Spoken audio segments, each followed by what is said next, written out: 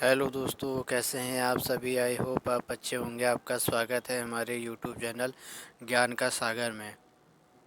तो दोस्तों, जैसा कि आप सभी को पता है, कनिक सहायक का एग्ज़ाम बहुत नज़दीक आने वाला है। तो कम से कम उसके 1.5 या 2 महीने रह गए हैं। ठीक है। तो आपको तैयारी बहुत तगड़ी करनी पड़ेगी अब। ठीक है। अब ये नहीं सोचना पड़ेगा कि सर यार टाइम नहीं है, ये नहीं है। तो आपको तैयारी अपनी तगड़ी रखनी पड़ी है। फाइट बहुत तगड़ी होने वाली है कनिष्ठ सहायक वाली में। ठीक है। और जो लोग सोच रहे हैं कि मेरिट हाई नहीं जाएगी, मेरिट बहुत तगड़ी जाएगी इसकी। ठीक है। क्योंकि सभी लोग अच्छे से पढ़ रहे हैं। ठीक है। और आप लोग भी अच्छे से पढ़िए। और अभी जो पुलिस कांस्टेबल वाला है उसका अभी तक फाइनल नहीं हुआ है। ठीक है। तो मुझे लग रहा है कि उसमें एज बढ़ेगी, क्योंकि 9 तारीख को जो आंदोलन होगा उसका देखते हैं रिज़ल्ट क्या आता है, क्या उसका होता है। ठीक है।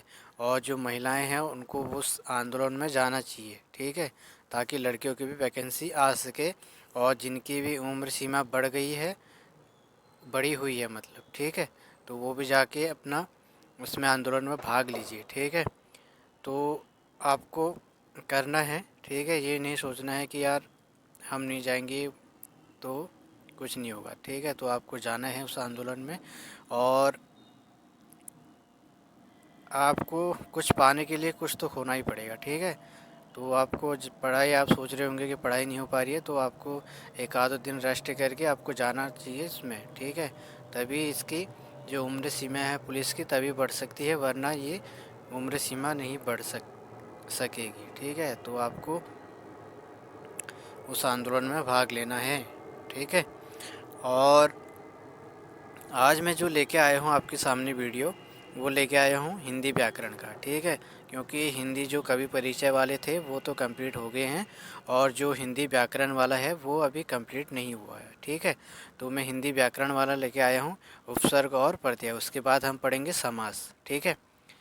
और जितने भी लोग नए जुड़े हैं प्लीज़ चैनल को सब्सक्राइब ज़रूर कीजिए और शेयर कीजिए। ठीक है। और आपको तैयारी अब करनी है। ठीक है। तो हिंदी वाला हम देख लेते हैं। इसमें हिंदी में हम देख लेते हैं हिंदी व्याकरण का आज। ठीक है। उपसर्ग और प्रत्यय। ठीक है। तो इसमें हम पहले देख लेते हैं शब्द रचना।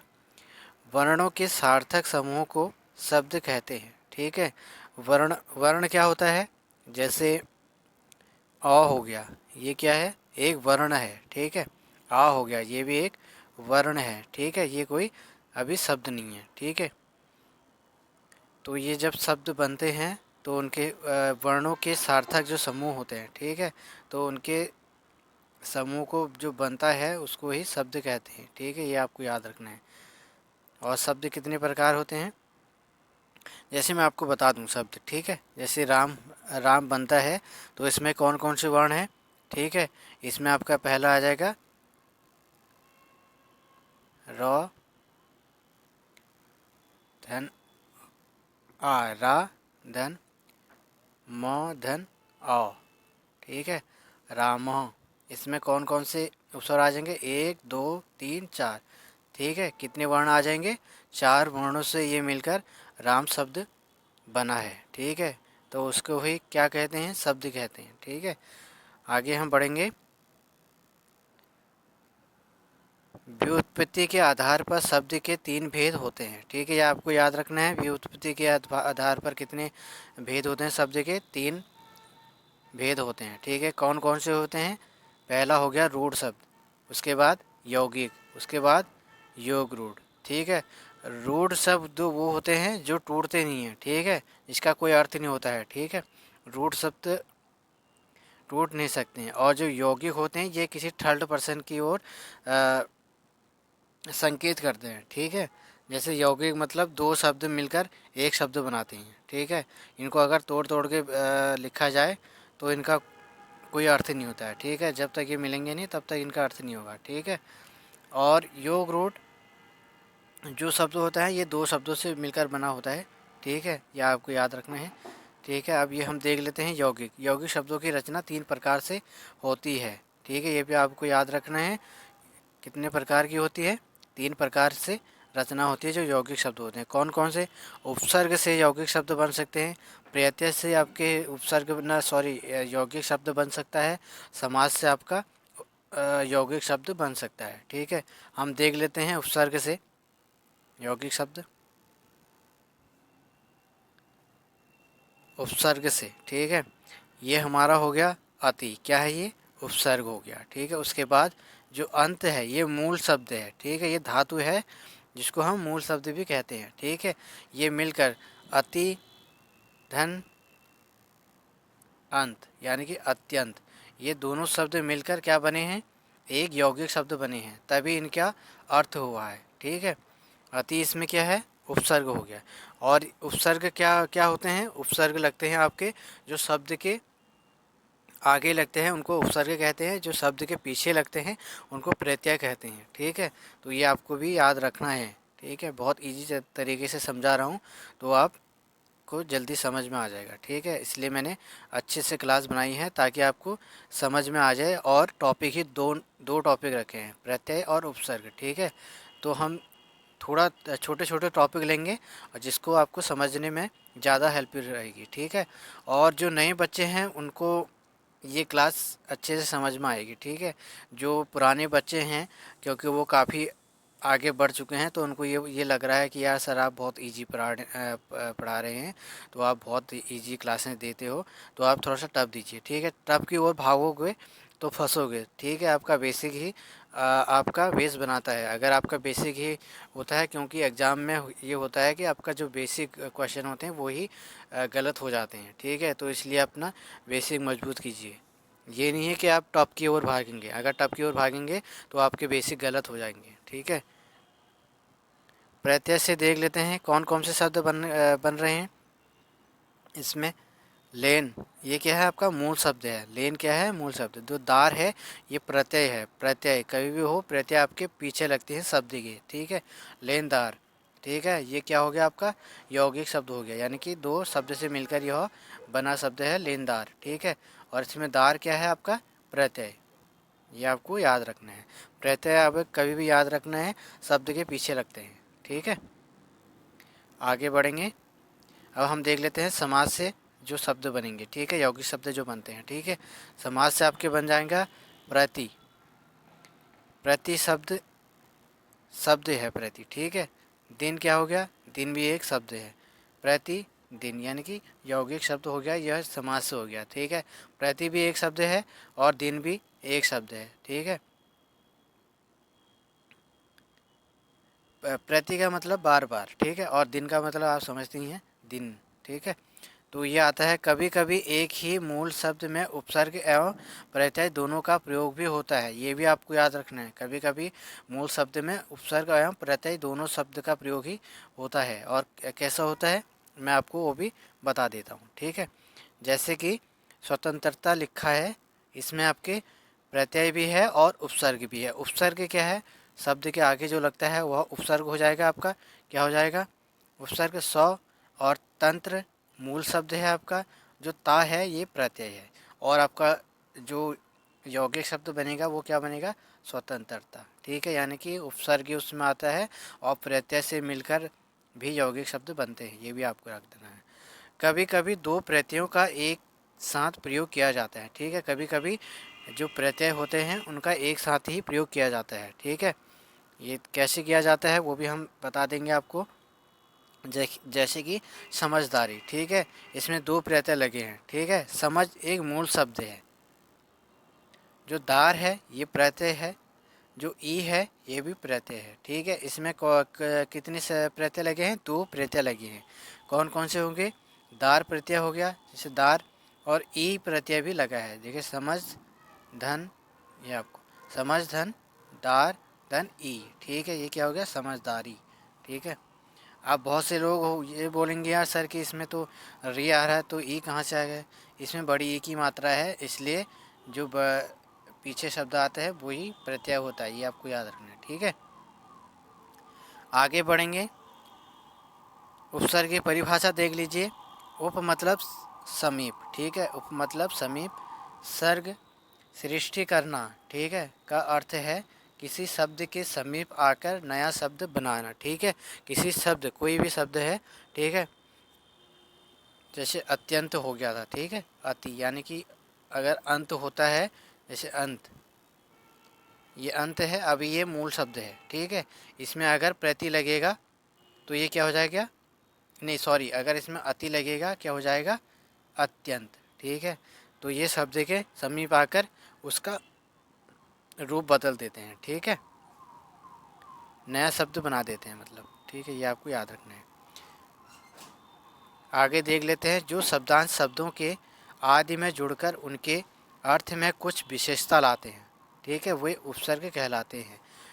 जो शब्दांश शब्दों के आदि में जुड़कर, यानी कि आगे जुड़कर जो शब्द जुड़ते हैं वो शब्दांश के विशेषता लाते हैं। ठीक है, जुड़कर विशेषता लाते हैं, उन्हें ही उपसर्ग कहलाती है। ठीक है, ये भी आपकी परिभाषा हो गई।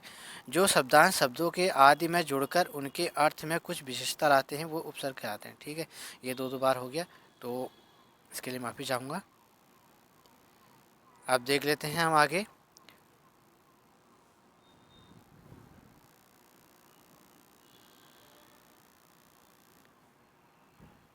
हार, हार शब्द का अर्थ है पराजय। ठीक है, ये आपको याद रखना है।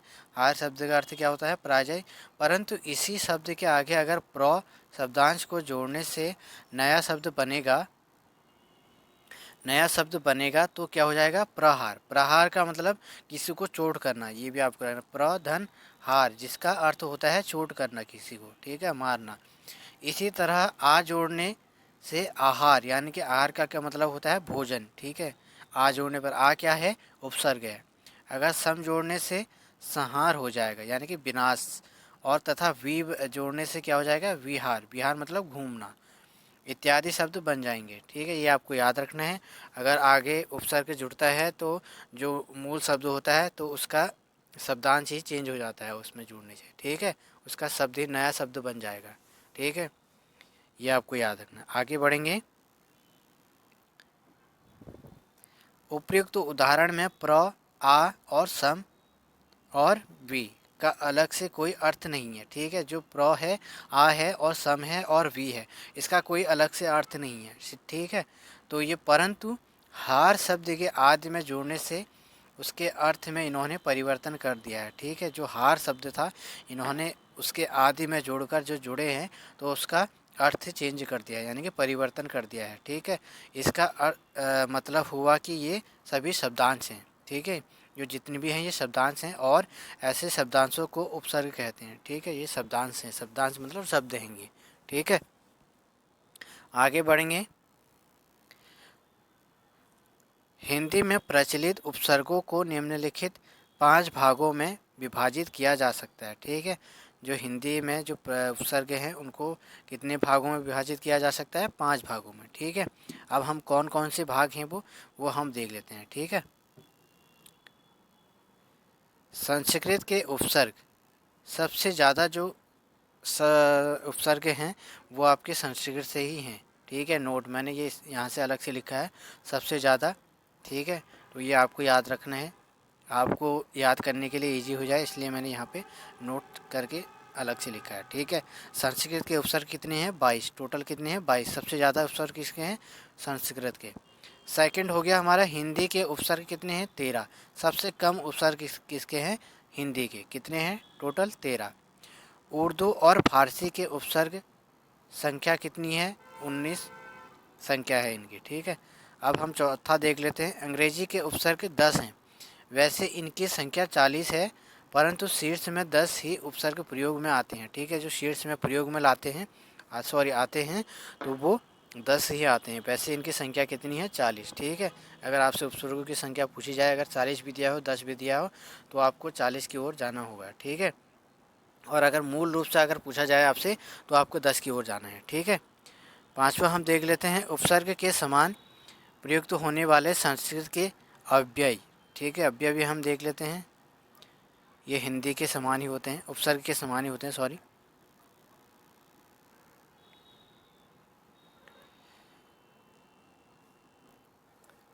उपसर्ग देख लेते हैं संस्कृत की, अति, अधि, अनु, अप, अभि, अव, आ, उत, उद, उप, दुर, दुस, निर, निस, नि, परा, परि, प्र, प्रति, वि, सम, से, स। ठीक है, ये क्या है आपके उपसर्ग है, सॉरी सु है ये। ठीक है, सम सु। ठीक है, सुवागत, स्वागत होता है वैसे। ठीक है, तो ये आ गया नी, निराकार। ठीक है, अत्यंत, अति का आ जाएगा। ठीक है, अधि का अधिकार। ठीक है, अनु का अनुशासन, अनुधन शासन, ये भी आपको आकर। ठीक है,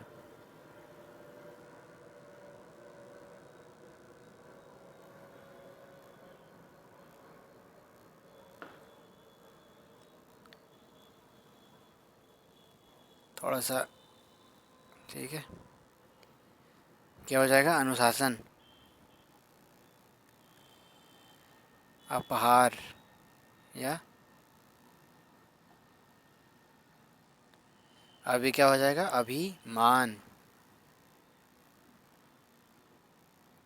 और अवगुण, अवधन गुण। ठीक है, तो ऐसे ही आकार, आधनकार, ये आपको है ना उत्कृष्ट, ये आपको याद रखना है। उद्गम, उपकार, दुशासन। तो ये ऐसे शब्द बनेंगे। ठीक है, निराकार। ठीक है, निष्कर्म, निराला, पराधीन, पर्यावरण, प्रकार, प्रतिदिन, विहार, संसार। जो संसार आएगा, संसार लोग कहते हैं कि इसमें कौन सा आएगा, जैसे संसार लिखा जाता है। ठीक है, कैसे लिखा जाता है संसार, ये हो गया आपका संसार। ठीक है, संसार। तो इसमें कौन सा आएगा उपसर्ग आपका, सम आएगा। ठीक है, जो स होता है ना, ये होता है आपका चंद्रमित की बिंदु होती है, ये मौ का उपयोग होता है, इसमें हलंत आता है। ठीक है, सम, संहार। ठीक है, यह संसार होता है, संसार, समधन सार। ठीक है, यह संहार, सुआगत, सुधन आगत। आगे हम बढ़ेंगे। ठीक है, जो नए बच्चे हैं उनको तो समझ में मतलब थोड़ा सा टाइम लगेगा। जो पुराने बच्चे हैं उनको जल्दी से क्लास समझ में आ जाएगा। ठीक है, तो आपको अगर समझ में नहीं आता तो क्लास को थोड़ा सा इसकी जो स्पीड है वो कम कर दीजिए। ठीक है, तो आपको अच्छे से समझ में आ जाएगा। अब हम देख लेते हैं हिंदी के उपसर्ग। अ, अन, क, कु, दु, नि, औ, अव, भर, सु, अध, उन, पर, बिन। ठीक है, ये इतने हिंदी के उपसर्ग हैं।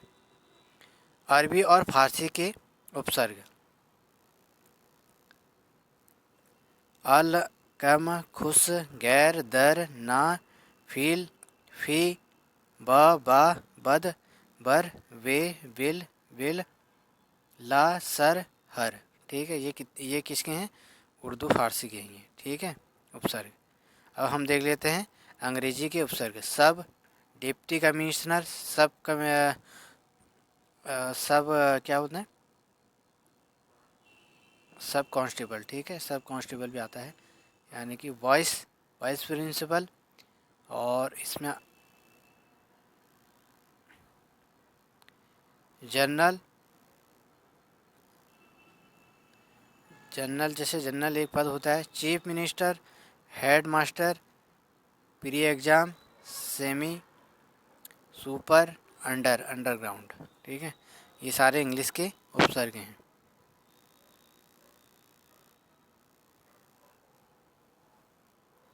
अब हम देख लेते हैं उपसर्ग के समान प्रयुक्त होने वाले संस्कृत के आशय। ठीक है, अधः, अनंतः, चीर, पुनर, बहिर, सत, पुरा, सम, सह। ठीक है, ये क्या है, उपसर्ग के समान क्या है, ये प्रयुक्त होने वाले संस्कृत के आशय, ये भी आपको याद रखना है। अब हम देख लेते हैं, उपसर्ग हमारे कंप्लीट हो गए हैं। अब हम देख लेते हैं प्रत्यय। ठीक है, कौन कौन से प्रत्यय हैं। प्रत्यय, प्रति साथ में पर बाद में। ठीक है, साथ में पर बाद में। आय, चलने वाला, शब्द का अर्थ है पीछे चलने वाला। ठीक है, प्रत्यय माना यानी कि साथ में यानी कि बाद में। ठीक है, साथ तो चलता है लेकिन बाद में आता है, यह पीछे चलने वाला, तो उसको क्या कहते हैं, प्रत्यय। ठीक है, अब हम परिभाषा देख लेते हैं। जो शब्दांश शब्दों के अंत में जुड़कर उनके अर्थ में विशेषता या परिवर्तन ला देते हैं, वे प्रत्यय कहलाती हैं। ठीक है, ये आपको याद रखना है, क्या कहलाते हैं, प्रत्यय कहलाते हैं। जैसे दयालु, दया शब्द के अंत में आलू जुड़ने से अर्थ में विशेषता आ गई है, अतः यहाँ आलू शब्दांश प्रत्यय है। ठीक है, जो आलू है ये शब्दांश है। ठीक है, इसका कोई अर्थ नहीं है, ये पहले से अपने में ही शब्द है। ठीक है, जैसे दया है, ये भी एक शब्द है। ठीक है, इसके अंत में जोड़ने से क्या हो जाएगा, दयालु। दयालु मतलब दया का भाव करने वाला व्यक्ति। ठीक है, आगे बढ़ेंगे।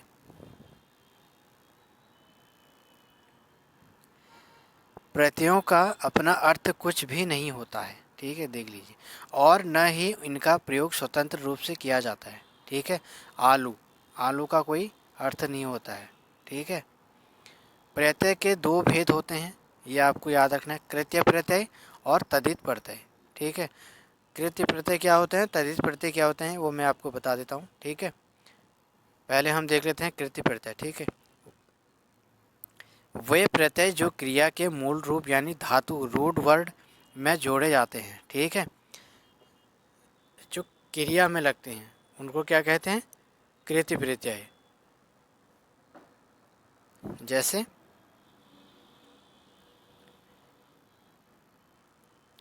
कृत्य धन अंत शब्द कहलाते हैं। ठीक है, यानी कृत्य धन अंत यानी कि कृत्य प्रत्यय कहलाते हैं। जैसे कि लेख धन अक, क्या हो जाएगा, लेखक।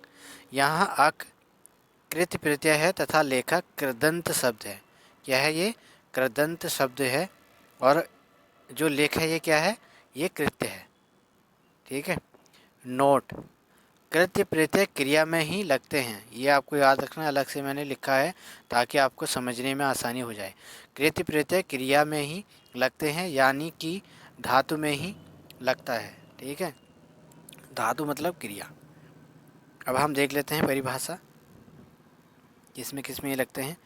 वे प्रत्यय जो क्रिया के मूल रूप यानी धातु को छोड़कर अन्य शब्दों, संज्ञा, सर्वनाम, विशेषण व अव्यय में जुड़ते हैं, तद्धित प्रत्यय कहलाते हैं। ठीक है, जो कृत्य प्रत्यय थे वो धातु पर जुड़ते हैं, और जो तद्धित प्रत्यय हैं वो धातु पर ना जुड़कर संज्ञा, सर्वनाम, विशेषण, अव्यय में जुड़ते हैं और तद्धित प्रत्यय कहलाते हैं। ठीक है, ये शब्द का अर्थ ही बदल देते हैं। ठीक है, तद्धित प्रत्यय से बने शब्द तद्धितांत शब्द कहलाते हैं। जैसे सेठ धन आनी, क्या हो जाएगा, सेठानी।